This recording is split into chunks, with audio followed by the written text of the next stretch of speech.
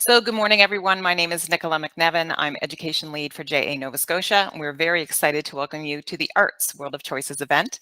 Thank you, teachers and students, for joining us. Today is the fourth and final day in our series of World of Choices virtual events. I'm sad to say that this is the end. We've had a wonderful, wonderful time with all of the career mentors who have joined us thus far, and we're very excited about today.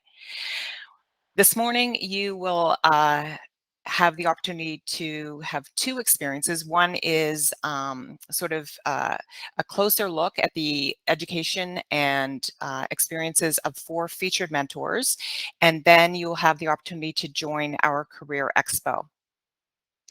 So you will visit a Career Expo either as a class or individually. That's up to your teacher. And visiting a Career Expo booth will allow you to further explore some of the education programs offered and career options available within Nova Scotia. Before the Career Expo, we will go through the participant profiles together so that you can choose the booth that is most interesting and most exciting to you. Before we begin, I would like to thank RBC for hosting World of Choices. And in saying that, I would like to welcome our co-host today, Brett Himmelman. Brett, I'm going to share your profile in just a second and go over that, but would you like to just say a couple of words to introduce yourself before I do that? Yes, of course. My name is Brett Himmelman. I'm an RBC Olympian, and I'm also a Canadian national team canoe sprint athlete. I'm very excited to be here today. I saw the list of mentors, and there's a lot of very exciting mentors, and I think everybody will get a lot out of today, including myself. Super. Now let's see if I can get your profile up here so we can introduce your fantastic feats to the students. And I hope everyone can see that. So Brett Himmelman is a member of the Canadian national team since 2019. RBC is a RBC Future Olympian since 2018 to 2020. 31-time medalist, holy smokes, at the Canadian Canoe Championship.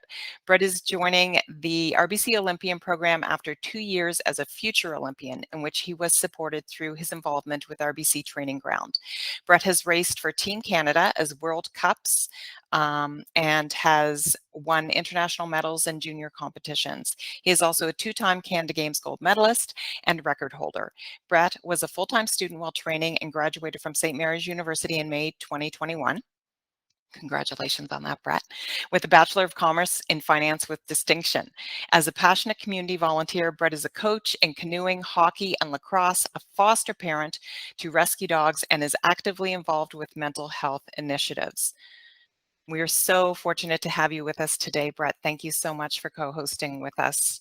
No, it's my pleasure. I had a lot of fun doing it the first time around. I'm excited to do it again. Super. So let's get to it. We are very happy to have our first featured mentor today. I'd like to introduce Leah Scarry. Leah is the newest entrepreneur in residence at St. Mary's University and co-founder of Squiggle Park. I think the teachers are going to love this. Leah is also a professional aerialist and dancer. Welcome, Leah. Oh, I think we're on mute. Wonderful. Thank you so much. It's such a pleasure to be here. I'm very impressed by our host as well and fellow SMU alumni. Super. Well, great. I will start my presentation. I'll share my screen. Oh, thanks.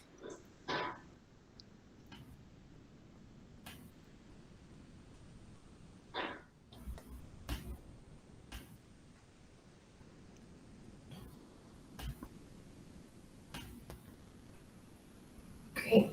We can all see that? We can now. Yes, perfect. Okay, great. Okay, so good morning, everyone. I'm looking forward to sharing my journey as an entrepreneur and as an artist. And while I don't know if I have many answers for you, I will leave time at the end to answer questions as has been allotted, and hopefully at least I have some good questions that you can ask yourself. So I grew up in Dartmouth, and I ended up going to university at St. Mary's. And when I was at St. Mary's, I was studying business, but I always had a yearning for the arts. And so I found a loophole in the system pretty early where I took all my electives toward my business degree at NASCAD and Dalhousie in fine art, design, and architecture. And I remember going to my finance classes with my big art briefcase, and then I would be going to my art classes, and I would be sitting down with my friends at NASCAD, and I would be helping them price their artwork and things that were really important to becoming an independent artist. And I didn't really reflect on it too much at the time. I just knew I had a passion for both business and art, and I found a way to achieve that even through my education.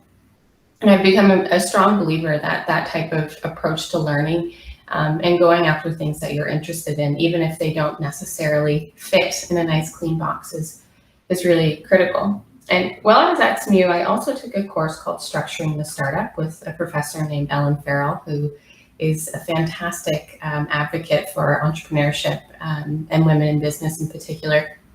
And the intention of the class was to invest $10 and to see what profit you made, which as a junior achievement group, you might be very familiar with that sort of approach.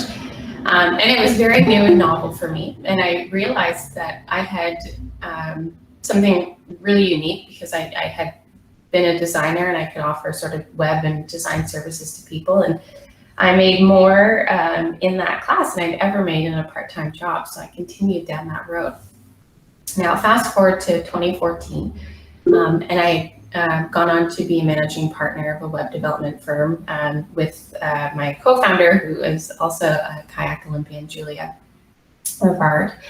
And I remember sitting at my desk one particular day, and my office faced Gottingen Street in a yellow house across from a restaurant called Edna. And I was looking outside, and yeah, I was feeling a little uninspired.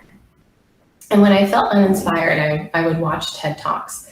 And for those of you that don't know, TED.com has an array of wonderful talks on really any subject. And so I often went to them to look for inspiration or a new way of thinking. And this particular day, I'd watched a TED Talk by a woman named Janet Eckelman, an artist in the US who develops these incredible sculptures all around the world. And she talked about her journey going from being a business graduate to an artist. And really, you can see her work. We'll see if I can switch. That looks like this. In Singapore and London, Portugal. But it didn't start that way for Janet. She was rejected from every art graduate school that she applied to. And she eventually moved to Bali, Indonesia, where she, on her own initiative, collaborated with artists to combine textile methods with contemporary sculpture. And it was actually the fishing nets of the people in Bali that gave her inspiration for the work that we see today. And I sat there watching her talk, and I got this surge of excitement and this little yearning voice saying, wow, like how amazing it would be if I could do something like that, and just feeling so inspired.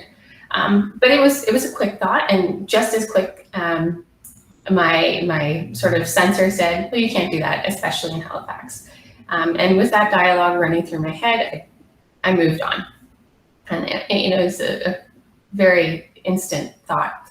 I did, however, decide to email Janet because I thought she was really inspiring. And I said, if you ever need a website built, I could help her. But there was a part of me that day that knew that I really wanted to be an artist. I just didn't know how.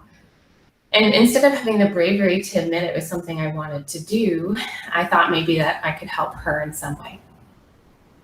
What I now know is that I didn't have the confidence to sort of reinvent my identity as a full-time artist.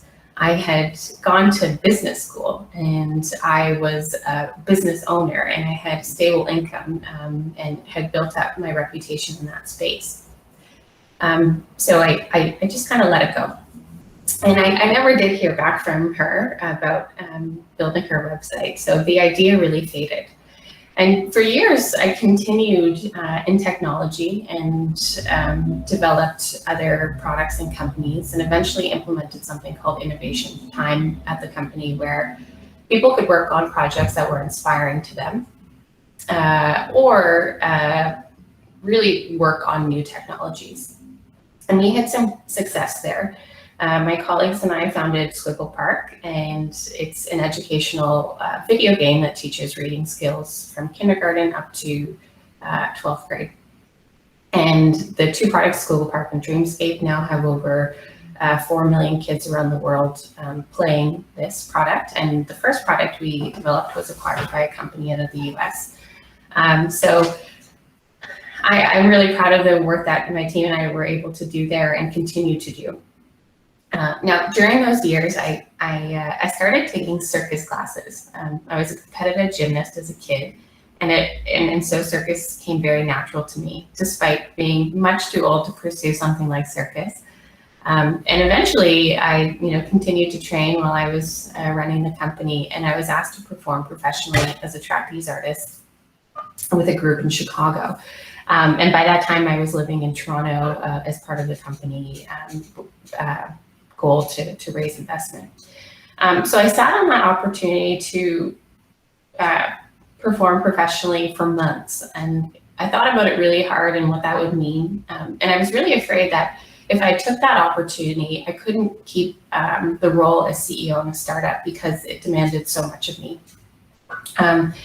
And I did eventually decide to take the opportunity to perform professionally, but it wasn't something I kind of saw as separate. I went back to that initial Leah in university that went to business school and also went to art school, and I was insistent I could run both a company and be a professional performer.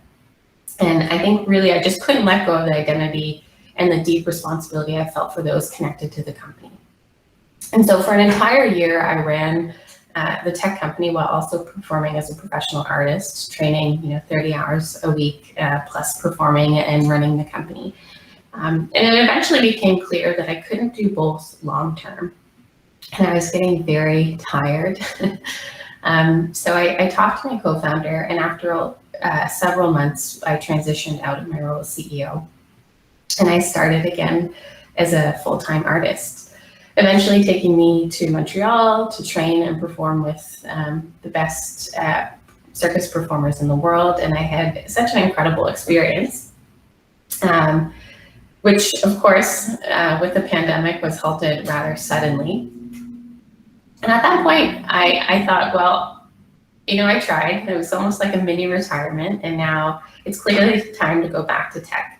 And I wanted to be close to my family, so I moved back to Halifax, and I paused my art dream again, and slowly worked my way back into tech and the community here in Halifax in the business world. And last year, while living in Halifax, a funny thing happened. I met a friend while walking my dog early in the morning, and we got to talking about circus, and I told him I had a love of performing arts and dance, but that was over in Halifax. It wasn't really a reality here. And a few days later, he sent an audition for a project he had seen on Instagram taking place in Halifax. And it was a dance project that needed circus aerialists for an off-ground choreography in nets. And I looked at it and I auditioned, but very reluctantly. In fact, I put my name on the waiting list instead of in one of the actual audition slots because I had kind of put that part of my life on hold. And it turns out that this project, just fast forward here, was meant to take place in New York, but because of the pandemic, the choreographer decided to cast in Halifax because she had grown up in Chester and wanted to be close to her family for the year and was able to do so. And so I went out to this day-long audition, and I immediately had a feeling I was in the right place. And I couldn't really place why. And it took me the entire day of performing on these nets to realize that I was auditioning for the first ever performance that would happen on Janet Eckelman's nets, the woman that I was so inspired by 7 years ago. And as it turns out, I was cast as one of 4 dancer aerialists that will tour around the world on her sculptures. And this is just some of our rehearsals. And here is a picture of Janet and I from our fall rehearsal. So I'm sure you can tell by the smile on my face that it was a very special day for me. Now, if you asked me 7 years ago or even last year if I could have ever imagined being in this place, the answer most certainly would be no.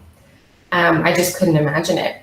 And how could I ever really imagine it? 7 years ago, I'd never been on a trapeze. 7 years ago, I wouldn't have that bravery to take a leap into a profession that I really had no skill set in.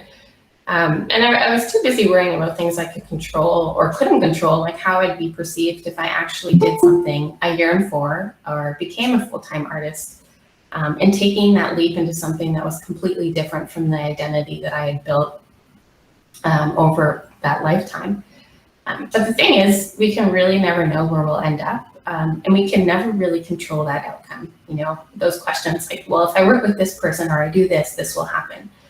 And what I've learned, at least from this one experience, is that if we listen to ourselves and we hear that little voice that might be very quiet saying, that's it, amazing things can happen, and we can be in a place that we never really imagined.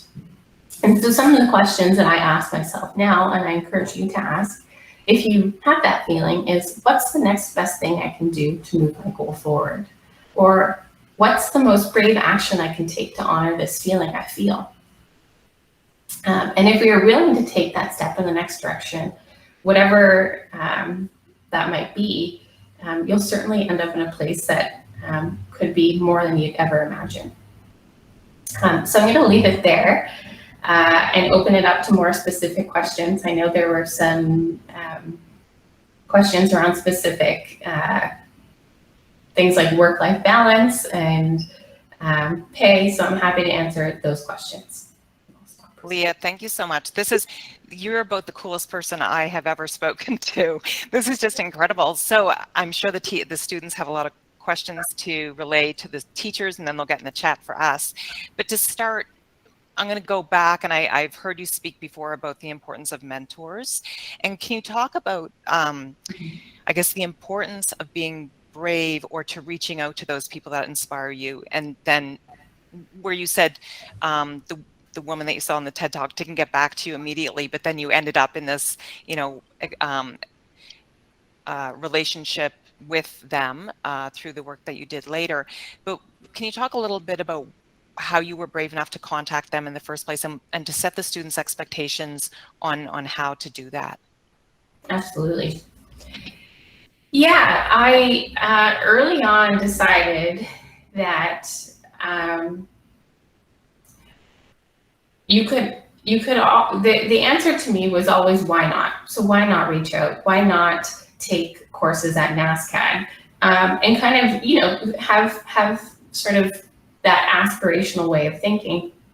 And so anytime that I read something I really enjoyed, or I watched something that really spoke to me, I would find the contact of that individual and I would ask them specific questions. And I think I had some great success doing that. Founders of some really impressive companies I reached out to and said, how did you do this? So for another example, I think I mentioned in the mentorship call prior, I had met the founder of 37 Signals, which is a tech company that has done very well.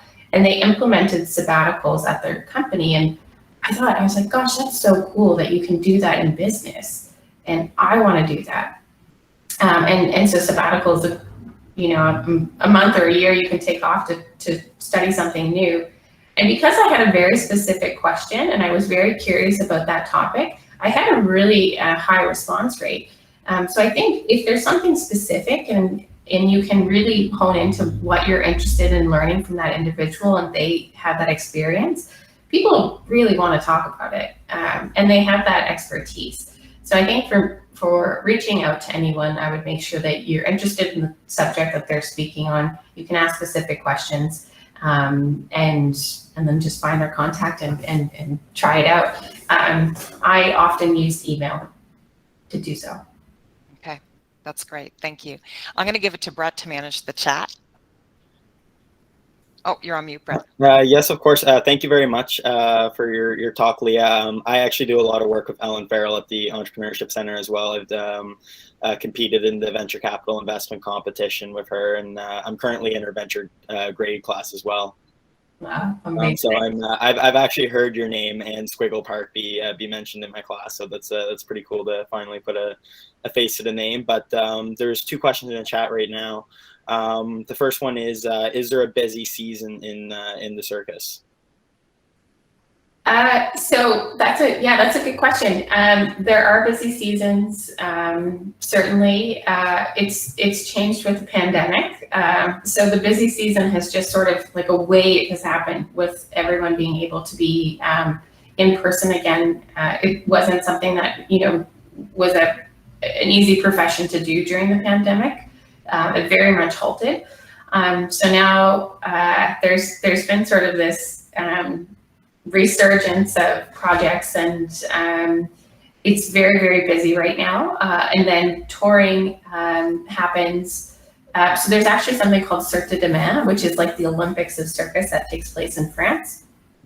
And that's taking place in February. So all of the top graduates from the National Circus School and around the world will be there competing.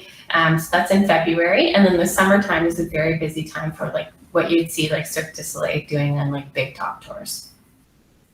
It's that's very, very exciting.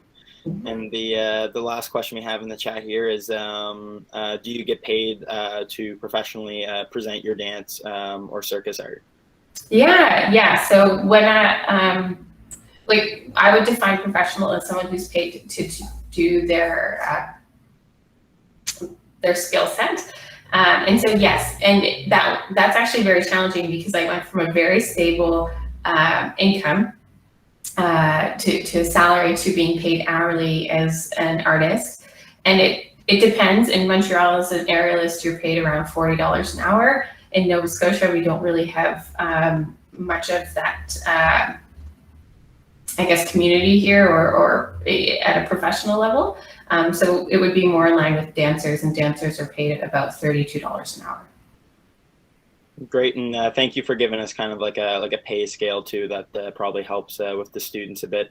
We have time for one more question. And what is the greatest challenge that you faced, or that you currently face, or you have faced in the past?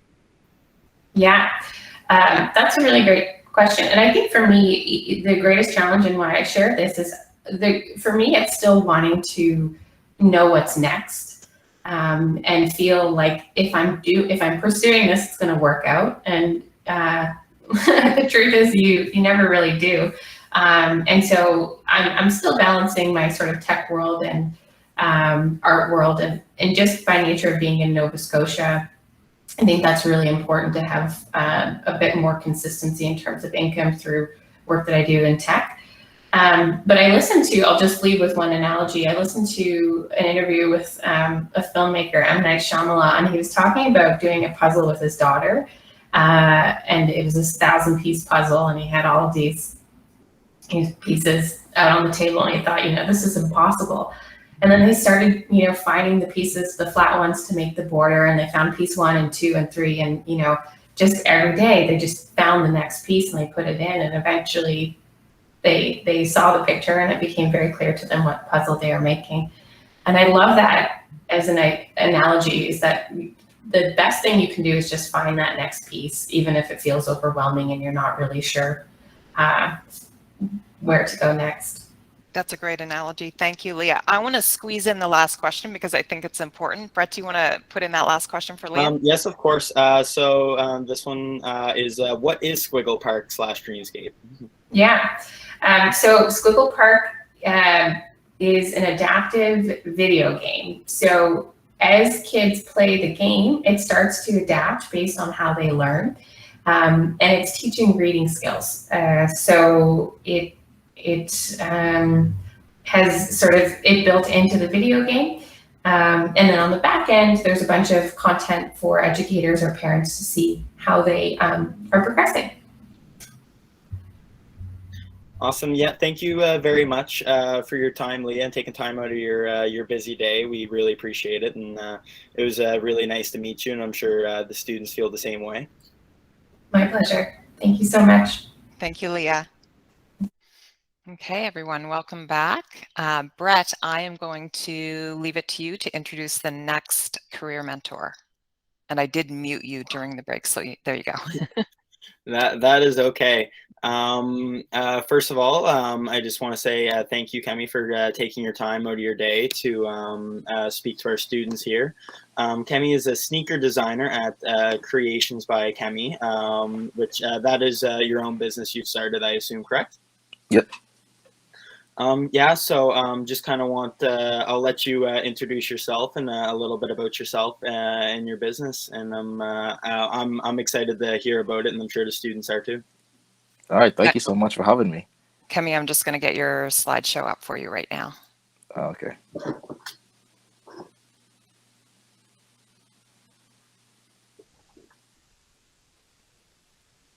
Can everybody see that okay?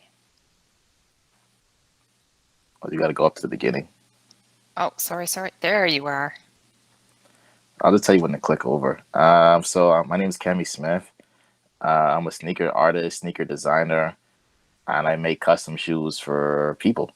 So that's my company name, and that's what I do for a living. You can click over.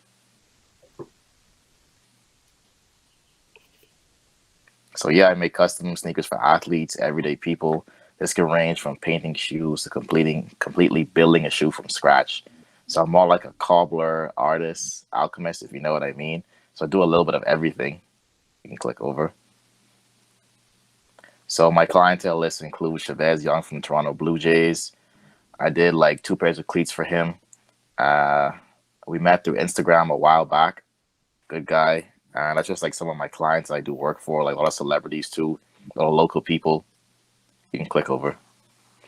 I did a pair of shoes for Jill Saunier. She plays for Team Canada Hockey. She's a good friend of mine. I think we did 3 pairs of shoes for her. I think that was about 2 years ago when I first started out, I think. But that was a while back. You can click over. I did a pair of shoes for Buddy Hield in the NBA. He plays for Sacramento Kings as well. So this is just like a list of like some of my clients I have. I'm working on some more shoes for him right now. He's going to play in a pair probably in February or so for the All-Star game in the 3-point contest. So we're just working on that right now. You can click over. The key to success, I'd say, is just mastering your craft. These are handmade out of denim and lambskin. So like these sell for like $1,000. So I think the key to success, anything you do, is mastering your craftsmanship, because it doesn't matter where you're from, where you are. If you're good at something, people are going to find out about it. For example, like Cristiano Ronaldo, he's a great soccer player, right? He was from a small town in Portugal, and he went on to be one of the best players in the world, right? So it doesn't really matter how you start, but how you finish, and you have to master your craftsmanship. You can click over. So these are some of the brands I collaborated over the years. I collaborated with TSN, Crapper Tech, Vinyl Donuts, Eastlake, Designer Shoe Warehouse in Bears Lake in Dartmouth. I did a collab with Backwoods, and I had a documentary come out in September. I made the Atlantic Film Festival, so you could probably stream that. You click over. So my education, I did I don't know if some of y'all are involved in the IB program. I did the IB program, so I did HL Art, HL Geography, HL English. So I got a 7 in HL Art. And I think it was in 2011 when I graduated. I did like SL Math, Biology, and French. And I went to Dalhousie. I started off doing community design, and I didn't really like it, so I transferred to NASCAD and then a Bachelor of Fine Arts and Interdisciplinary Arts. So what that means, I did spatial design, graphic design, I think product design, and interactive design. So I was a little bit of graphic design, a little bit of architecture, a little bit of designing products for everyday uses, and just environmental spaces. So I did a wide variety of stuff in university. Yeah, a degree isn't really necessary, I would say, for my field of work, but it can definitely help you in what you're doing in terms of the graphic design and the skill level, I would say. But having a degree is very important because I can always find a job using my degree, I decided to make my own business instead because I couldn't find a job after I graduated university for 8 months. So I kind of had to make my own business. You can click over. So I grew up in Miami. So my first, I've been an artist, I guess, like my whole life. My uncle was an artist. So I was painting motorcycles in grade 11 with my uncle, as you can see there in the top left and top right. So that's kind of how I started. I do custom cleats for people, sneakers, a lot of athlete clientele. I did work for a bunch of people locally in Halifax as well. A lot of news reports came out about me, but I just kind of started in grade 11, just drawing all the time and working with my uncle who was a motorcycle artist. So that's some of the bikes I painted over the years too, growing up in Miami. And you can click over. So how did I get started? I guess how did I get my brand out there? I just use social media like crazy, Instagram, a lot of 12-hour days. Sometimes you don't even see your family. A lot of tours across Canada, a lot of trade shows. YouTube has definitely helped my business a lot. It can definitely give you a lot of exposure. I got like a couple thousand views on some videos I've put out. A lot of sales contributed from that. Facebook, people always resharing your work. I did a pair of shoes recently for someone.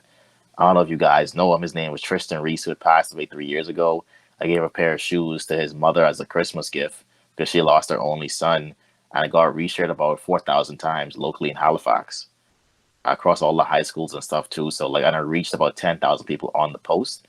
So just social media and just engaging with your public and trying to build a brand and a business at the same time because you have to make money from it. So that's just like what I do for a living. I make custom shoes. I create stuff from the bottom. I try to create a lasting impression on what I do because like every shoe has a meaning, every shoe has a purpose, and that's just some of the stuff I do. I look forward to in my business. You can click over. So these are some of the projects I did over the years. Like I think about in the summertime, a few more like throughout the months. And as I say again, like you just have to master your craft, and you have to be really good at what you do, and you have to set a high standard for yourself because anyone can paint a shoe, but how much can that person actually make from that shoe, right? So I say just continue mastering your craft, learning as much as you can, and building your skill level. So that's just an info, like a brief display of what I do for a living. So I have like a cool job. I make custom shoes for a living. So if you have any questions, I guess you can just forward it to your teacher. I can just answer it. Oh, so Kemi, I think we have lots of questions for you. I thought Lee was the coolest person on the show today, but I'm not sure. I read a really interesting story about you, and I don't know if it's correct, about how you started and that you were working in a barbershop or something, and you started to talk to somebody about shoes that you created. Like, how did you actually get your first sale? How did this actually come to be? I was working at a barbershop when I cut this guy. His name is Taquan Zimmerman. He played for the Halifax Hurricanes, and he was like, he came to my house to get a haircut because the shop was closed for Christmas. And he noticed all my artwork and stuff like that. And he was just like, man, you're hard. Why don't you make me a pair of shoes? And then I was like, oh, okay, sure, why not? And I made the pair of shoes, and it just went like viral across the Halifax Hurricanes. And I started doing all the Hurricanes like shoes and stuff like that when they were playing Halifax. I did shoes for like Antoine Mason. Like his dad played in the NBA. I did a bunch of shoes for Clint Scales, a few other guys too. So I pretty much did like 7 players off the team, and that's when like it turned into a business. It was never really a business at first either, right? It was like a passion, a pastime that you had until somebody said, "Man, you should be selling this." Yeah, it was like a little hobby, I'd say, and then just like turned into a business because like I think the quality was so good and they were so impressed with it, and just grew like crazy. Grew over the last 4 years. Amazing. Brett, what do you have for Kemi? Yeah, so we have a question in the chat actually. We are having questions pouring in, but do you do any designs on the Nike SB Dunk shoes, and what are your average prices? I do a lot of work on the SB Dunks. It depends on your budget, right? If you say you have a budget of $3,000, we could probably accomplish a lot more because I can get some alligator skins, I can get some python. We could do a lot more. But if your budget is only like $200, I mean, you can't really do much, right? But minimum it starts around $250 to $300 if you want something done. I got a lot of SB Dunks I'm working on right now. I don't really post everything I'm working on, Some clients only like the work out there, but I'm doing a pair of dunks for this guy in LA right now. I think that he originally bought them for 3,000 USD. So he shipped them over to me. So we're working on a pair of those right now, just restoring them and adding some little flavor to them right now, I can say. All right, thank you. Yeah, I also paddle like with shoes on too. I think I might need to reach out to you to get myself a pair, because that'd be your designs look amazing. But the Appreciate next it, man. question is how long does it take to work on and complete a pair of shoes, compared from like building it from scratch, versus putting the artwork on an existing pair? Right now, building it from scratch might take about 20, 30 hours, because you have to build that shoe like how Nike made it in a factory, right? And you're doing it by hand. Like the denim shoes I showed you, that's handcrafted from scratch. So like painting might take about 3, 4 hours, depending what it is, or 5 hours. But definitely building shoes might take about a week or two, or almost 30 hours that week. And the next question is how did your education help you with building your shoes? And do you work alone, or do you have other people working with you in your business? I have a few helpers every now and again that come out. My education, it helped a little bit, but it wasn't. It was just like, I think the education, I would say, like, it was important, but it just was the guideline to follow to achieve your goal, because I think 70% of NASCAD students have their own business. It was just the blueprint, but you still had to put the work in to achieve that goal of owning a business, know how to pay your taxes, know how to do branding, marketing. Education played a little bit of it, but definitely helped fine tune my skills, I say, because one of my favorite professors, she worked on the Titanic. She did all the scenes on the Titanic, all the paintings, Wow. and she taught me how to draw. So it can definitely help you depending how you use it, right?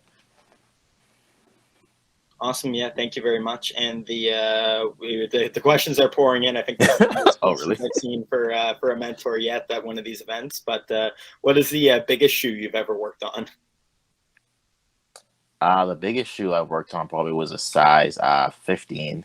Is this college basketball player? I think his name is John Frank. I think his name is Franco Miller. He plays for Florida Gulf Coast. He wears like a size 15. So I did a pair of shoes for him. So that took a long time. And how many days does it take to design a pair of shoes? Or I'm probably more to rephrase this question, like kind of like what's your turnaround time? Like if someone was to give you a pair of shoes. Depends on what you want done. Depends on your budget again. Like if you want me to really pull some magic in a week, you gotta pay a little bit more, right? But normally the turnaround time is about 4 to 6 weeks. The design time can be maybe an hour, but some nights I might sit in the studio and not get nothing done. I might just plan for about 8 hours just to achieve something, right? So it depends on the shoe and depends on the design you want done. Like, you know what I mean? You could sit down for 6 hours and not get nothing done. You could sit down for 6 hours and you could actually design a shoe, but it takes a lot of time that goes into these things, right? So depends on the shoe and depends on the design, I'd say. Awesome. Well, I'll just wait for a few more questions to add on to the chat here. But the next question that I have for you is, can you tell me a bit about like what your work-life balance is like, being like a business owner and having like starting up a business yourself? Being a business owner is probably the hardest thing you're gonna do in your lifetime, because number one, you're not guaranteed a paycheck. That's the hardest thing. And it's not a 9 to 5, it's a 24/7. I probably work about 12, 15 hours a day. I gotta spend time with my family. That's probably the hardest thing, I guess. Because sometimes, like, I might sit in the studio for 15 hours and not even see my kid. I might come home at 3 a.m. when she's sleeping, right? So it depends, a lot of sacrifices. That's what they don't tell you about business as well, too. And so much that goes into it. And, like, you don't have the funding sometimes as well. So you have to really push yourself to achieve more. Like, the more shoes you do, the more money you'll make. But it's very hard for sure, I'd say. Yeah. And I think I asked this question, but just do you work alone in this business, or do you have other people working with you? I normally work alone. I always hated group work growing up in university and in high school, so I try to work alone. I have one of my friends that comes in every now and again. I'll show him some cool stuff, but not really. I think me and him are gonna do a lot of shoes this Christmas, I'd say, We got like a lot, I think about 15 orders to do already for Christmas, so I'm gonna need some help with that, I'd say. And I'm going to put these two kind of questions together, but can we ask about like salary and like knowing that you own your own business and cost of supplies and stuff? Like, is your profit based on like an hourly wage or? Well, the profit's based on definitely a commission wage. So like in business, I tell every young person, I'd say try to make at least $200 a day, and you can definitely live comfortably, I'd say, for sure. Keep your expenses down. Um, Financial planning is key. Make sure you have good credit, because you really can't get a loan if you have bad credit in a business. So that's one of the hardest things a lot of my friends face as well. But it all depends on your work ethic. You can sit down for 12 hours and make $1,000 in a day if you try, right? If you don't have the skill level, it might take you 18 hours to make $500, right? You might sit down for 12 hours and then make $200, right? So it depends on your skill level and depends on the projects, I'd say. Like, so I have like a lot of businesses I actually own. So I make money from YouTube. That's one of that's definitely a stream of revenue I have. I have an online course you can buy for $500. So that definitely helps, especially like you're not really making money until you make money in your sleep. So I can wake up $1,000 in my account selling 2 courses. So I have a course you can take to learn how to make a pair of shoes. So I have YouTube, I have courses, I do commission work, I do a few speaking engagements that are priced. I do tutoring sometimes too for drawing. I have a lot. I do paintings for people as well too. So I have a lot of different side hustles within the same business, I'd say, and it definitely helps to like towards an income. And I have a few endorsement deals as well too with Crop Protect. They send me like a check every month too as well. So there's a few things I have that actually pay me money from the business. Awesome, thank you. And I think this is a really good question and one that I had in my head myself. But like, what's your creative process when you're coming up with a design? Like, maybe kind of like go through like when somebody gives you kind of like what they want in the shoe. Like, what's your kind of like plan of attack to go through it? A lot of research, a lot of shopping. We sit down, do a couple Zoom meetings. I use my iPad. I have the app called Procreate. I have the pencil too I design with. I have lots of books, a lot of reference material. I got like in my library on my MacBook, I probably got like over 1,000 shoes designed right now too. So I like my own catalog and my own like body of work. So I have a lot of reference material, a lot of books, a lot of research. I still have access to my dial libraries and stuff like that. So I might be reading a book. Like one of my clients right now, he wants a pair of shoes done. He wants to do some crocodile skin. He wants to make it seem like Crocodile Dundee. So I've been researching a lot of books on Crocodile Dundee, what he wore. We just finished a Joker pair of shoes, so I watched the Joker movie about 3 times. So we had to bring in some materials from the States, get it done. So just research, a lot of Zoom meetings, a lot of in-person meetings, and just like a lot of planning goes into it, I would say. Awesome. And I think we have time for one more question. There's one more from the students, but if there's any other questions from the students that come in later, if you'd be okay with that, we could forward Yeah, them man, shoot it my way. goes along to the students. But how do you determine what project to work on when, like, for example, that someone who's a professional athlete, shoes get priority over an average person's shoes? I try not to do it, but sometimes it happens because the professional athlete doesn't have a budget, right? So the local person might have a slim budget, and they're just giving me a hard time to work with, right? But the professional athlete, he has a blank check most of the time too. He's like, just charge me whatever I want. You want $1,000, I'll pay the shipping and everything too, and he'll just send me a wire transfer, right? So it depends. It happens a lot, but the celebrity clientele definitely pays you more and it's less headache, right? Because that's what you're just dealing with like their managers too, right? So that definitely plays a role in it, I'd say. Mhm. Like Awesome. local people, they give you a hard time, man. Like for example, there's one lady who was messaging me every single day about a pair of shoes, and she had no money to get the shoes done. You know what I mean? So Awesome. Yeah, well, it's just about 10 o'clock now. I just wanted to say thank you very much for your time. Like, I think everybody on this call here really enjoyed listening about your business, your experience, and what you do on a day-to-day basis. And I think I might be reaching out to you personally as well, too. definitely, man. Thank you for having me. I really enjoyed it today I'm gonna as well too. I never got this when I was in high school. That's great. I'm going to cut in, Kemi. There's one more question that we'll get to in just a second before we let you go. Thank you, Brett, for managing that chat. Kemi, I think the students and the teachers may be interested in the documentary that you mentioned. Can you talk to that and just briefly and direct them as to how they can get their hands on that if they want to watch it? I will send you a link in about an hour. I have another meeting at a bank in about Okay. 2 hours, but I'll send you that link as soon as possible. And it was in the Atlantic Film Festival. It was crazy because it sold out within the first hour. I didn't know it was going to sell out. So That's amazing. definitely, it's like it's just like a 5-minute film. Me and my friend made it because he's like, man, you're the number one artist in Canada. I'm like, what do you mean? He's like, your body of work is crazy. You did work for so much celebrities, and you live in a small town like Halifax, and no one knows about your work. You know what I mean? You have guys shouting out in the NBA. You have guys, big companies like Backwoods sending you free stuff all the time. Like, and you have such a big presence, and no one knows about you. He's like, you just made a documentary, and just turned out to be something cool. We filmed it over 3 months, and it was in theaters. So I'll definitely send you a link in a bit. That's super. And you certainly made about 425 new friends this morning, Kemi. Oh, So there's some good exposure for you too. And if you could just squeeze in this last question for Tara. No problem. Do you use the 2D and or 3D tools in Procreate?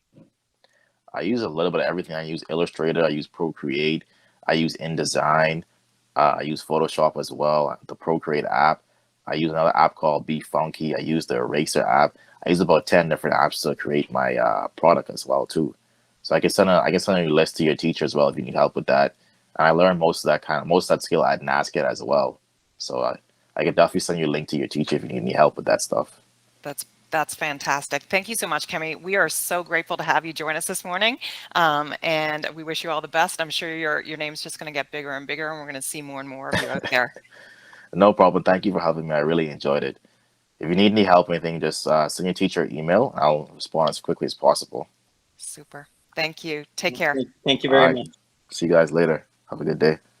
Okay, welcome back, everyone. We're happy to have our next career mentor with us today. I'd like to introduce Tae-Hwa Kong, who goes by Derek. Derek is an artist in design, color, jewelry, and sculpture, and is currently studying innovation and entrepreneurship, a master's degree at St. Mary's University. Welcome, Derek. Hello, everyone. Thank you. Can you tell us a little bit about the art that you do? Just give us some background. I used to study sculpture, and now I study jewelry. So it's more like a fine art jewelry for, like superstars like Lady Gaga. Like they wear some kind of like very fancy, but like very loud, I would say, like very fun jewelry. So I was working for those kind of jewelry creating. Very cool. And I think you have a presentation for us, or? Yes, I have a presentation for you guys. Super.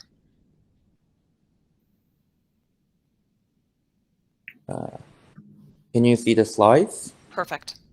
Okay, I'll start. Hello, everyone. My name is Tae-Hwa Kang. Please call me Derek. I'm an artist, designer, and creative director. Oh, wait a minute. Sorry. And I'm from Seoul, South Korea, and currently living in Halifax. As a child, I had difficulty getting along with other kids, maybe because I was too different from them, or maybe because of my strong personality. My mom is the one who always supported me and had faith in me. She recommended me to study art, as she saw something sparkle from my eyes when I was drawing. Art was a window where I could express my own world, and it gave me a positive view of the world. By constantly drawing and expressing my deep emotions, I came to realize my own way to expand the world inside of me and learn how to exchange emotions with people. So I decided to apply to art high school when I was in middle school.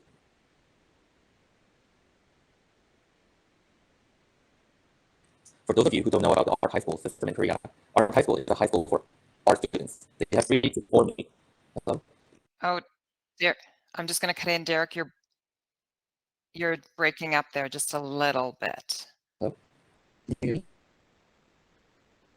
Oh, your sound, your mic is breaking up just a bit.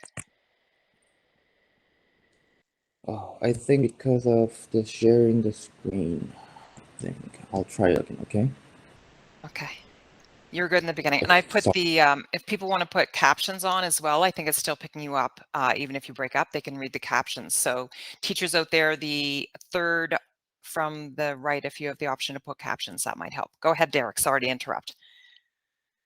For those of you who don't know about the art high school system in Korea, art high school is a high school for art students. They have 3 to 4 majors, including fine art, music, and dancing. Nowadays, there are more majors, such as K-pop and acting. Most of the kids apply for art high school at their young age. In my case, I was quite late. To get into the art high school, we had to prepare 3 things. First, good middle school marks. Second, pencil drawing test. Last but not least, water painting test. These are the drawings that I've practiced before the exam. So luckily, I got into my dream art high school. Taiwan Art High School. At Taiwan Art High School, it provided easy access to various art knowledge, such as oriental painting to contemporary design. In my first year, I took different subjects, such as fine art, oil painting, visual design, oriental painting, sculpture Oh, product. you're breaking up. Sorry, Derek, you're breaking up again. Maybe we can stop the share screen and we can just hear you talk because it's really No, interesting. or maybe we can just, it's okay to see like this, right? Am I breaking? Okay, perfect. No, not breaking. Okay. So after the first year, I decided my major in the second year, which was sculpture. I had a dream of becoming a sculpture artist by falling in love with the 3-dimensionality and the use of various materials. Art high school students' goal was to get into the best university. Hongik University and Seoul National University was the best art schools in Korea. We had to prepare for excellent school marks, high entrance exam mark, great recommendations letters, sculpture test, and pencil drawing test. For the sculpture and pencil drawing test, they only give us 4 to 5 hours each subject, and I had to practice all the time. I had to go to school at 7 a.m. in the morning, come home around 1 a.m. in the evening for almost 1 year. I successfully got into Hongik University after working so hard for 3 years. The 4 years at Hongik University have become a valuable foundation for my life that cannot be replaced with anything. I have earned scholarship for 4 years in a row by diligently completing classes, and I have been able to experience various attempts such as photography, ceramic art, and glasswork, mural activity, art education, exhibition activity, and volunteer work. And finally, I graduated with an excellent score. I was just so happy and excited, and I was able to do whatever I wanted. Among the subjects which I took in my first year, the expression technique lecture was a good starting point of my work. Inspired by ornaments of various people from all over the world, I created a modern headdress object, and I became a model for the object and tried to connect it to the photography. At that time, I had a lot of concerns about my identity, but I finally provided an opportunity to face the world in my true identity through my work, which became an opportunity for growth both as an artist and personally. Through this work, I was able to gain the confidence to be able to freely use various materials such as beads, fabric, resin, and different like all kinds of materials. Additionally, I was able to learn the joy of recreating my work as a photographic work. I also learned photography and Photoshop skills from this project. I was a student with a passion for accumulating various social experiences. In my college life, during the 4 years of my university life, I have been providing art education for students of various ages from 4 to 24 years old, and I have been passionate about comprehensive art education. I encourage the children to work with their concerns rather than simply passing on skills, and I was able to portray myself as a good adult and a good teacher in detail. When I continued to study in the Department of Sculpture, I discovered my interest in fashion and jewelry and studied jewelry design professionally in the jewelry workshop for a year. While studying jewelry, I felt a deep thirst for learning about jewelry making and jewelry design. So I decided to study abroad Thanks to a rich and deep portfolio through steady art activities and continued study of English, I entered the Department of Jewellery and Metal at the Royal College of Art, England, which we call RCA, and experienced creative work that enables in-depth research and development of various materials, including jewelry design. And I was able to accelerate my own work. Basically, I've been working on metal jewelry, and I've spent time growing up researching new materials. I thought that the theoretical background like art history and metal history also had a significant impact on my work, so I did not neglect the theory study. In London, I also did not neglect to participate in important competitions and fairs. I have participated in world-famous competitions such as ITS, which stands for International Talent Support 2018, and also participated in the Schmuck 2018 Jewelry Art Fair, an exhibition for jewelry artists in Munich, Germany. A performance-type work in which the work was placed in a movable case and moved freely within the exhibition space was unfolded here, and many questions and interests from the audience were received.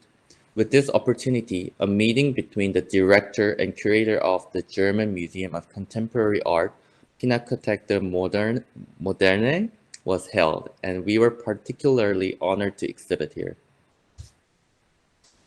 In addition, I participated in exhibitions at the History of Science Museum 2017, including practical products production and material purchasing, collaborating with experts, exploring new materials, and acquiring skills and communication skills through interviews and presentations.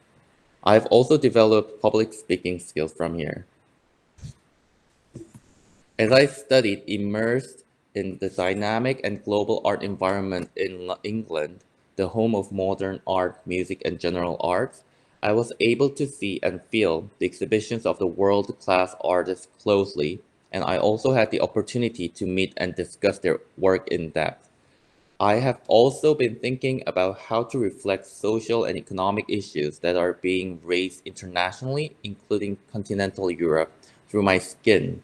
Studying abroad for 2 years was lonely and difficult, but it was a valuable opportunity to experience a new world like this. And it was a time to gain confidence that I could expand my possibility infinitely. After graduating from Royal College of Art, I've decided to come back to Seoul, South Korea. I miss my home, but also I needed some time to take a break for my life. After a while, I thought I should keep on challenging myself. China is a very important and large country. I have always seen a bright future for China and have always dreamed of taking on new challenges in China. So I worked hard for about a year to earn money. While doing an internship at the jewelry brand, I also conducted art education for children on the weekends. After raising the money, I applied to Beijing Language and Culture University in Beijing. So my new challenge began, and at the same time, I almost also got the opportunity to work as a freelance art director at Chinese entertainment company. At that time, I was very busy. I woke up at 5:30 a.m. in the morning and went to school, and at the school, I studied on my own from 6:30 a.m. to 8 a.m. and received regular classes from 8 a.m. to 12 p.m. Then I ate lunch and went straight to work. When I got home at 9 p.m., my day was just about having dinner, work, gym, and study.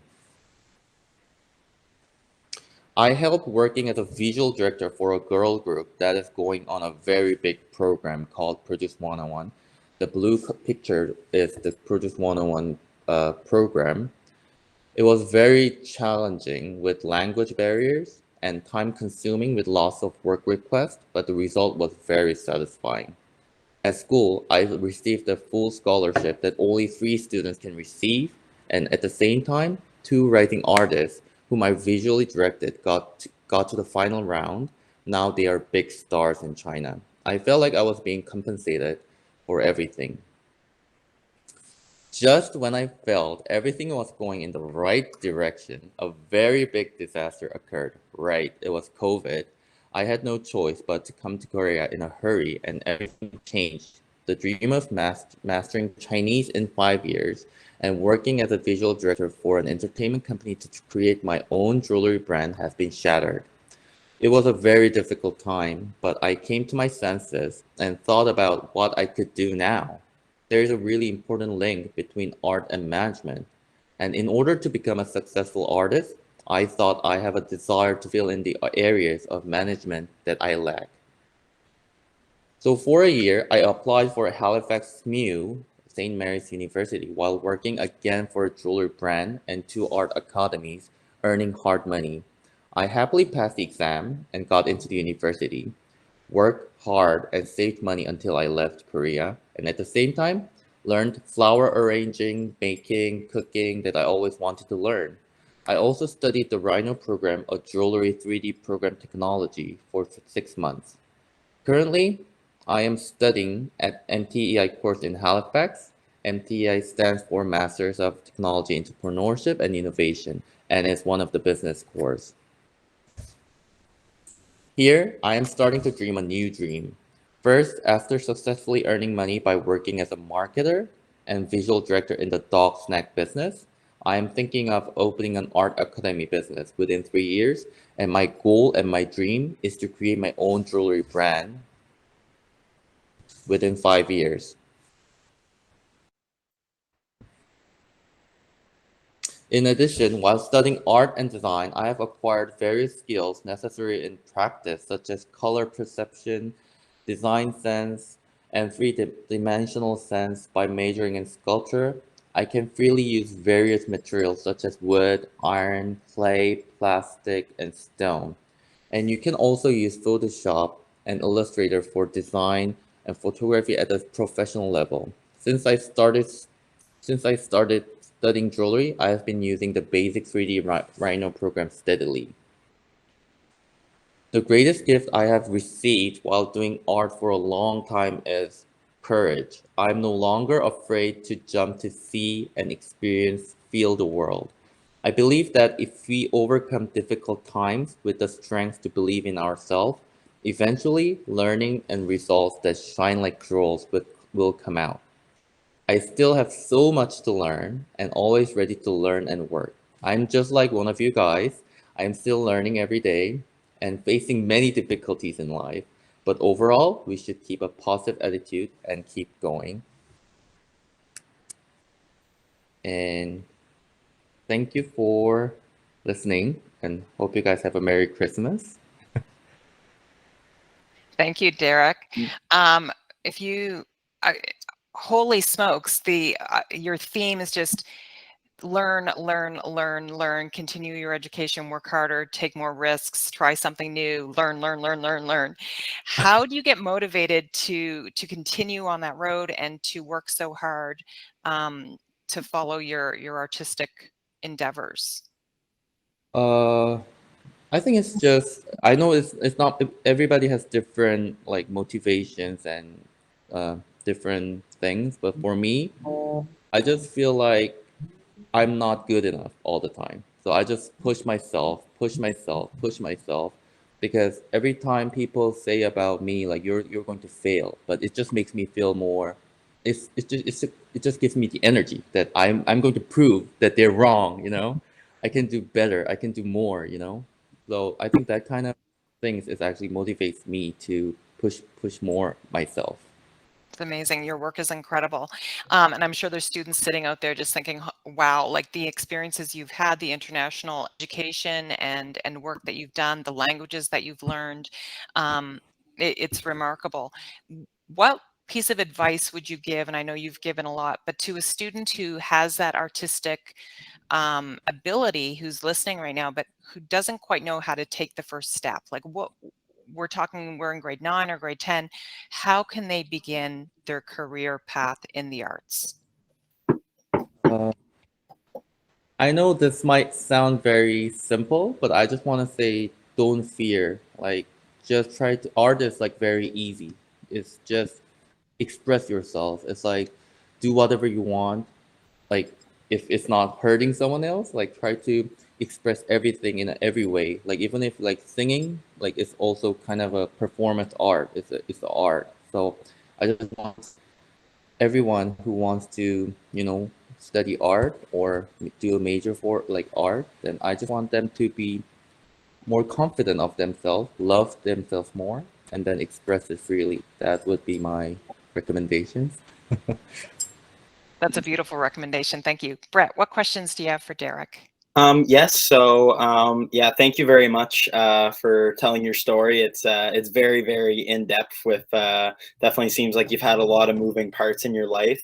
But my question is like, how do you like kind of decide like what your next step is going to be? Because you've had like a long kind of journey to get to where you are, where you've had some roadblocks and obstacles.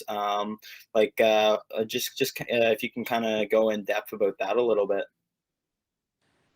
I would say I have a rough plan of my life, but you know, as we grew up, we realized life doesn't go to the way that I expected. It's like always something comes up, like something changes.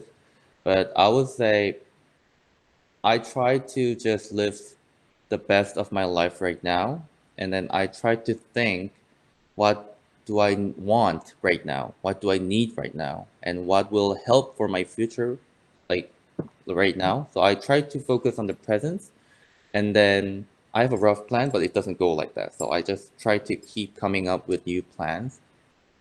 Yeah, that's just the thing I do. And we do have a question in the chat. What is like the salary and wages for this type of career path? Oh, that's like very difficult, honestly. If you're talking about fine art, honestly, like you might not earn a penny. Like you have to do a part-time job. So I used to study sculpture, and I saw so many students who give up their dreams because of like realistic problems, the money. But most of the students who really into sculpture, they do like sculpture, and then they have another job. So they earn from the money, and then they invest the money to the art. And when they become famous, and then they make a contract with the gallery, or you know, some kind of people sponsors, then they will start to earn money from the art, fine art. But at the beginning, I would say it's very difficult. You have to get a part-time job or another job. But as a jewelry designer, it might be different. Like jewelry designer, because we are selling jewelry, and it's also the salary is very varied, because if you're selling like a very cheap like stainless steel product, and you're selling like a really expensive diamond, like those salaries are so different. So, but I would say like roughly maybe for silver jewelry, I think minimum wage would be around at least like $3,000. But this is the case if the business goes okay. Awesome. Thank you very much. I'm just going to give a minute just to see if there's any other questions in the chat. But thank you very much for sharing your story and taking time out of your day to speak to our students. Like your wide array of international experience, I think, is a very unique perspective that you were able to give to the students today. Thank you. Thank you so much, Derek. It's great to have you here. And if students, I'm sure if they're interested, they can follow you on social media. I know that you have quite a large following to see your art, and they can look you up and find you if they are interested to see where your journey takes you next. Thank you so much for being here today. Okay, thank you very much. Have a Merry Christmas, everyone. Yeah, thank you. Happy holidays to you and all the best in your studies. So I'm going to give it to Brett to introduce our next mentor. Yes, first of all, just want to welcome Bradley Epp to our event here. Thank you very much, Bradley, for taking time out of your day to speak to our students here. I love the No problem. work in your background. It looks wonderful. But Bradley is a small business owner of Renew Digital Media. If you want to just introduce yourself and talk a little bit about you and your business for the students. Yeah, well, thank you, Brett. I wish I could take credit for this awesome backdrop, but I'm actually currently on set for one of my clients, Andy East Coast Kitchen. He films actually right in his kitchen himself, and so I can't take credit, but I wish. But yeah, my name's Brad. I'm 24 years old, and I'm a photographer and videographer for the business I started, Renew Digital Media. So we've been running for about a year and a half now. And our big two clients would be East Coast Lifestyle, um, East Coast Lifestyle, and also Andy, East Coast Kitchen. Thank you, welcome. So Andy is awesome. He's a great client, and so is East Coast Lifestyle. And basically, I create the content for both of their social medias and their websites. So he does like an online blog. Andy does, and then also East Coast Lifestyle has their online website where they sell all their gear. So I create all the content for that and all their promotional stuff. Other brands that I've worked with in the past would be Jeep, Hyundai, Mary Brown's, Subway, Quaker, Canon. So pretty recognizable brands worldly. And actually, recently I did a deal with the Nova Scotia Business Hall of Fame with Junior Achievement Nova Scotia, which turned into this today. So yeah, I guess I've been doing it for a year now. But if you would have looked at me last time this year, I was working at Jack Astor's and also just a student. So things can change very, very quickly for everybody, especially in the creative space. So something to keep excited about. But growing up, honestly, I always was very creative. I was always in the art space. So growing up, I went to church. So I was in church choir and drama class back in the day. I did play drums all through elementary and junior high and all through high school, and was in a couple bands that clearly the bands didn't end up working out, but we're still in the arts. We're still in the arts.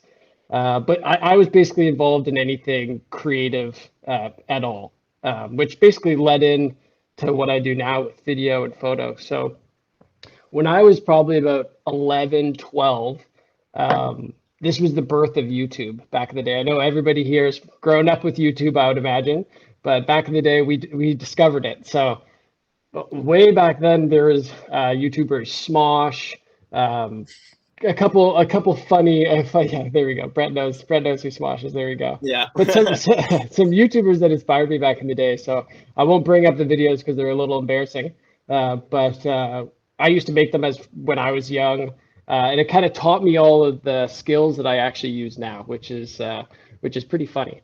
But yeah, we used to make fun videos, and actually I was the president of my high school back in the day, and we made videos for our student council as well. And actually, when I got into high school, video wasn't really the passion where I really thought I was going towards. I actually started I went to the Mount after high school, and I did public relations, which ended up turning into business marketing.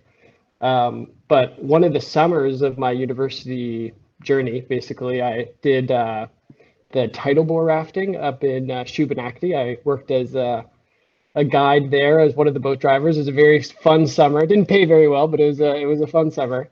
And the owner of the business actually wanted a promotional video to put on social media. So I'm remembering all the videos I made in the past. I'm kind of like, oh, let's do this. He had a drone. I wanted to fly it. So we ended up making the video, and that was basically the start of my business video career.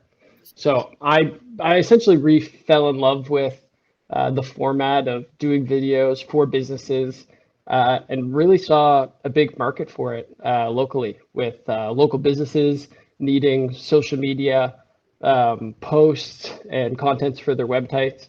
So I basically started with that one business owner, and he was a buddy of mine. So we started creating content for some of his other businesses, which turned into my first paid gig that I got to fly to Toronto to do a job that he had with Subway, which was super exciting. So it was a very fast, quick start. But it was also a lot of hard work that went in behind it. You know, when I was going towards this video and photography business, I was still a student at the same time. I was still working my part-time job, and I still tried to have a little bit of a social life as well. And it was quite hard to balance them all at the same time. But it ended up working out. It really restarted my creative journey. I'm just trying to see here on my notes. That's amazing. I think the students I'm imagining the students want to know how you connected with the East Coast lifestyle, because also like them sort of linearly, I think you kind of both got big quite quickly. Yeah, so it's a great question. So first off, there was a lot of videos that happened before I landed the East Coast lifestyle job. So during the first shutdown, it was actually COVID was obviously horrible, but it gave me an opportunity to have free time, which I didn't really have in a long time. So I kind of locked myself in my garage and I was making free videos constantly, almost one every day, to try to get better at it. And the dial in my skills. And essentially, I knew someone who used to work for East Coast Lifestyle in the past, and he did modeling with them. So essentially, I reached out to him. I said, "Hey, I've never done apparel work. I want to do apparel work. Can we go out and shoot? And just so I can practice." So we went out, did a modeling shoot, and he ended up posting that video to his social media, which I knew he would post it on his social media, and I knew the owner of East Coast Lifestyle follows him still, Alex McLean. So it ended up, I kind of had this plan of, okay, I want him to post it, I want Alex to see it, and then I want him to reach out. And it was a free video. I didn't get paid for it, which is a thing that I want everybody to know. It was all for free, and then it ended up working out the way I wanted to. And I could have, it turned into more. He reached out for one video, and I was kind of like, hey, let's do more, let's work together. And I kind of created that client, and we've never looked back. It's been awesome. But yeah, that's the story of how I landed East Coast Lifestyle. That's amazing. I'm going to give it to Brett for question. Yes, of course. So my first question is, what made you kind of decide that you wanted to start like this as your own company? That's a great question. It kind of developed into a company. It was kind of a side hustle for a while. Just try to bring in a little bit of extra dollars on the side. But it got to a point where I realistically couldn't work my serving job anymore, which is a good thing. I basically was forced into doing this full time, which is a blessing. But to be honest, it was always kind of following my passions. And a great advice that I got early on from actually the rafting owner was find a job that you love doing so it doesn't feel like work. The rafting owner, he loved rafting. He loved going to the gym. So he had a gym and he had a rafting company. So for me, I love content. I love social media. And I also love marketing and video and photo. So everything I do is passions of mine. So it's really beautiful. And my girlfriend, she'll tell you I'm crazy, but I'll come home from a long shoot day. I'll do, a job with East Coast Lifestyle, job with Andy. I'll come home, I'll eat. And then for fun, I'll edit the footage late at night. It's a beautiful thing when you enjoy what you do, because it doesn't feel like you're working 65 hours a week when it's what you're passionate about. So that's definitely something I would like to push on all you guys, is find what you're passionate about. Andy from East Coast Kitchen, he's a great example of, he did Salesforce for a while. He was in sales. He did business marketing in university, and now he's a chef full time because he loves food. And every morning when he wakes up and cooks something amazing for different brands for his social media page, it doesn't really feel like work. So that was one of the big driving factors into pursuing video and photo full time, was definitely doing something you love every single day. So if you are into music, if you're into design, into art, there's so many things that you can get into, especially with social media now, that you can kind of go at it full force. And I wouldn't say stop everything else you're doing in your life and pursue that one passion, but anytime you have free time, I would do that.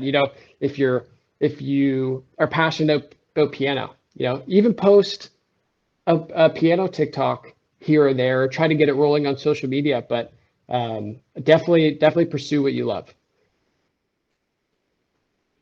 Awesome. Yeah, those were great words for everyone. I think you have a lot of great insight, especially starting something on your own that you didn't really even plan on becoming a full-time job and company for you, how you were able to have it naturally transition, I think is a unique perspective. It's funny how it evolved. It's funny how it evolved. Like originally, my idea was essentially to do a marketing company for businesses and essentially build plans for restaurants or other businesses to put social media content out, which actually turned into me creating the content for them instead of doing all the planning, which I think it's a little bit more fun. But I have a question for you, Brad. How do you, I struggle because I'm old, but how do you know what's hot, right? When you're creating content, like how do you know what is it's gonna hit, the market and how do you, yeah. yeah, it's a lot of research, which might be funny, but it's a lot of scrolling through social media and following the trends. So that's been a big shift with East Coast Lifestyle that we're going to move into the new year. But what we have been doing a lot of is like modeling content. So we'd go with models, we'd shoot short videos of them wearing the gear, which I think for this next quarter, we're going to focus more on the trending videos in the space. So more of the TikTok dances. I'm sure a lot of the high school students here would know all the high school. I don't know any of the dances, but more following the TikTok dances and the trends and the sounds. But a lot of research, it's not something that happens overnight. I think with Andy, it's a lot of trial and error. So we post a video, we see how it performs, and we say, okay, what could we do better? What could we do different? But it's a lot of, it definitely is a lot of trial and error and trying to find what works. It's very, we don't know, it's funny because some of the stuff that does blow up that we had a few videos do over 200,000 views with Andy. And it's the videos that we don't expect to do well sometimes. And the videos that we think are going to do well don't do well. So it's a little bit of a trial and error thing, but definitely a lot of research. If you want to get into social media, you want to get into photo and video, you got to put in those hours on your phone, which may not be something that you want to do. But I think my screen time is like 8 hours a day on my phone, which is, it's a lot. That's your job. It is. That's what I'd like to tell my girlfriend for sure. Before I give it back to Brett, I do have one other question. What is the most challenging part of your job? And maybe you just linked it a little bit, but what is the hardest part? I would say the hardest part is, see, a lot of people have the idea of like working for yourself is this beautiful thing that you have all this free time now and you have all this flexibility, which is honestly completely the opposite. I would say now I'm less on my own schedule than ever before. So I have a great story where I had to shoot a Jeep ad for East Coast Lifestyle in Cape Breton, and it was the same weekend of my 2-year anniversary with my girlfriend. And it wasn't an easy conversation to say that we couldn't go, but it was one of those things that I can't really decide my own schedule. So definitely that aspect of it, but also another difficult part would be just being the best for my clients. So really never saying no, really going hard at stuff, hitting deadlines days before, putting in those extra hours and really being the best for them. And that's how you keep the clients as well. But that's probably one of my biggest struggles is just like time management, scheduling conflicts. But honestly, the easiest part of my job is when I have the camera in my hand. It's all the extra stuff that goes around it with scheduling and, trying to make sure that East Coast Lifestyle podcast isn't on the same day as an Andy shoot. And so that's definitely my hardest part. Thank you. That's great. Brett, over to you. Yeah, so you've touched in this a little bit, but what does like a typical work day or work week look like for you? I know you've mentioned some of your big clients, but like just kind of give like the students kind of like a rundown of like what your day looks like from start to finish. Yeah, so I would probably wake up around I'm not a crazy early riser, but around like 7 a.m. I'd wake up, emails, and then I try to get a quick edit in before I go to the gym. So I work out every day. Highly suggest everybody work out. But that kind of gets me dialed in. And when I'm sitting there in the gym, I'm on my phone, kind of planning out my day and my week. Then after that, I'd come home, eat a quick lunch, and then right around noon is when my clients are normally ready to go. So Andy, I'd head over here, cook some amazing food. Today we're making a cheese dip for Dairy Farmers Canada, which is good. I'm looking at it come out of the oven now. Yeah, basically we would do a shoot. I'd come home, eat dinner, go back to work, do edits probably till around 6, have dinner, and then I probably would go back to work, to be quite honest. So yeah, they're definitely long days. But again, when you love what you do, it's easy. It's very easy to do it, you know.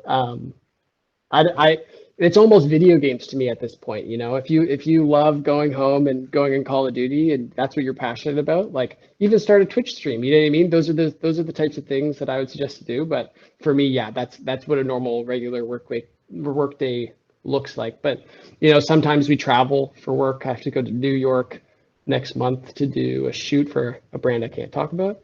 But sometimes there's travel involved, but a lot of it's just kind of a lot of edit work on the computer and then going out outside doing shoots. We've done, and then sometimes in this kitchen as well. I can even show you. This is where we do all the shoots here.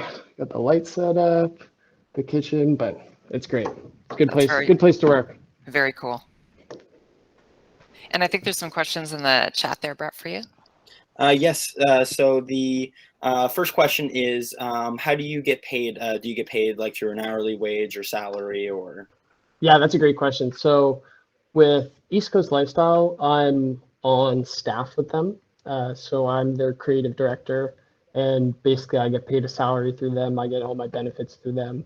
And then as Andy, I'm subcontracted through him, so I get checks basically for him. But other work, like I pick up other deals as well, like the Business Hall of Fame, that was one of them. I've done a deal with Atlantic Hyundai, done a deal with Harvest, some other restaurants, and those would just be paid via checks or e-transfer or whatever. But if someone is out there in this chat basically listening and wanting to do video and photo work, what I would suggest for you to do is try to land a reoccurring client that you can build from and get on a retainer. So have what I have basically with Andy and East Coast Lifestyle, where it's reoccurring work every single week. You're building with them, you're seeing them grow, you grow with them, you're constantly creating content and getting better. And then you can do those one-off deals to kind of put you over the top. But yeah, basically just paid salary and then with checks as well. And yes, so the next question that we have in the chat is, where did you end up going to school? Yeah, so I went to Sackville High back in the day. I don't know if Sackville High people are in here, but I went to Sackville High back in the day. And then I actually went to NSCC for 1 year. And for me, I don't think I was really in the mindset of going to school right after high school. So I ended up leaving and then starting back up at the Mount, which was honestly, the Mount was my favorite place in the whole world, having the small class sizes. And I could really work around my schedule. Like I had all 5 of my classes basically back to back to back to back to back to back on 2 days a week. So I would have my availability open to work full-time on top of full-time studies, and then also to this video and photo stuff as well. So the Mount scheduling wise was perfect for me because it allowed me to have more days available. But yeah, I went to the Mount and I have one last year left for my business marketing program, but I've honestly just got so busy with work that I had to kind of put it on pause. But I have 2 classes for next semester that I'm doing online, so I'm gonna start picking away. But yeah, the Mount, it's a beautiful spot. I love that place. Awesome. Yeah, well, thank you very much for coming in and speaking to our students. It was really great to hear your perspective on not only the art and content creation side of things, but how you've started your own business as well. Hey, well, I appreciate you guys having me on. Hopefully we can do it again. But I love this, and I hope I inspired some photographer and videographer out there. It's not something that you can't do now, but just if you're really passionate about it and want to work hard, you can achieve things very quickly. That's super. Thank you so much, Brad, and all the best. Happy holidays to you and your team, and happy filming. Awesome, thank you. Awesome, cheers.